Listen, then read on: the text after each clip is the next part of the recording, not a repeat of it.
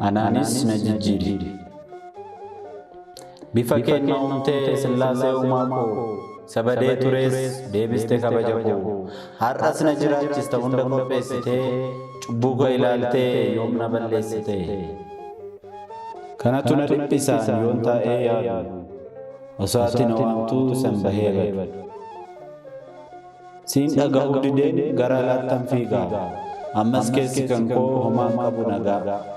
Siin dhaga'uu dideen gara laattan fiigaa ammas keessi kan koo homaan qabu nagaa.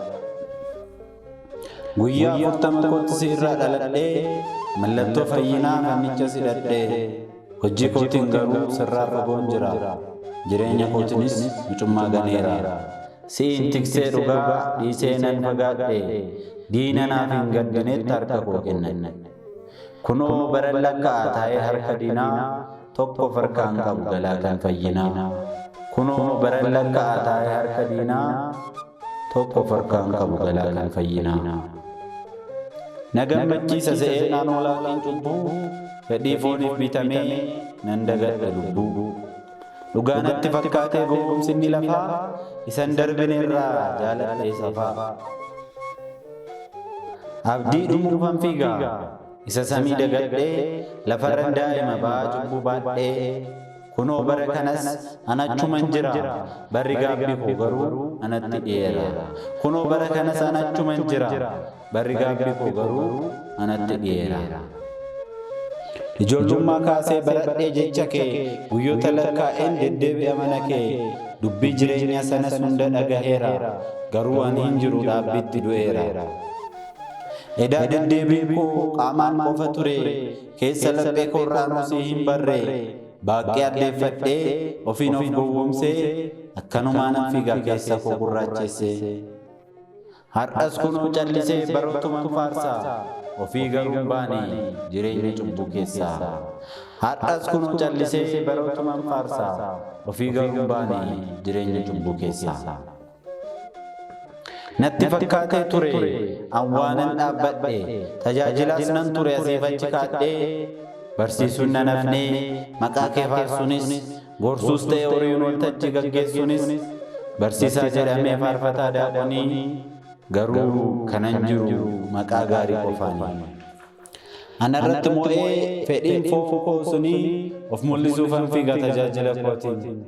Barris bara fidee kunoo wal jijjiira ani garuu har'as cubbuu koo waliin jira.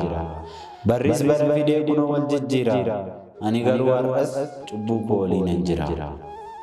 Qabeenya koos baasee eebbaaf kan faleera warreen dadhabootaas isaan gargaareera garuu ana ofii koon sirraa fagaadheera. Hafuurummaa kootiinis kunoo duuban jira. An waa'ee kee malee hubadhees hin beekne anoo irraan malee keessi koo naarofne. Hirriiba keessan jira hirriiba isa kan cubbuu firii foonii malee hin qabu firiisa lubbuu. Ofii koo moofa'ee bara gaariin hawwa garuu namni moofa'ee bara akkamiin harawaa. Ofii koo moofa'ee bara gaariin hawwa garuu namni moofa'ee bara akkamiin harawaa. Situ qoratee beekaa kalee fi hidda dhiigaa dhugaa murteessuufis hin barbaaddu ragaa. Anaan jiraachisuun kees dhugaa jallisuuf miti yookiin gaarii hojjedhee si gammachiisee miti. Dhugaan osoo laalamee anoo yakkamaadha. Jiraachuun koo garuu arjummaa keetiinidha.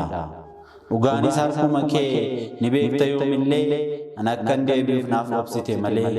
Dhugaanis harkuma kee ni beekta yoomillee an akkan deebi'uuf naaf obsite malee.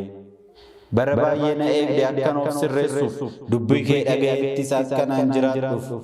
Anan mallee duuban jira sirraati fagaadhee kunoo bara lakkaa'aa cubbuu baadhee. Baroota ni jijjiirtaat garuu jijjiiramtu arjummaan kee baay'atee kennitus hin hir'atu.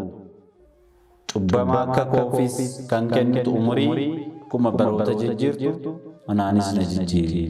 Cubbamaa akka kootiif kan kennitu umurii akkuma baroota jijjiirtu anaanis na jijjiiri.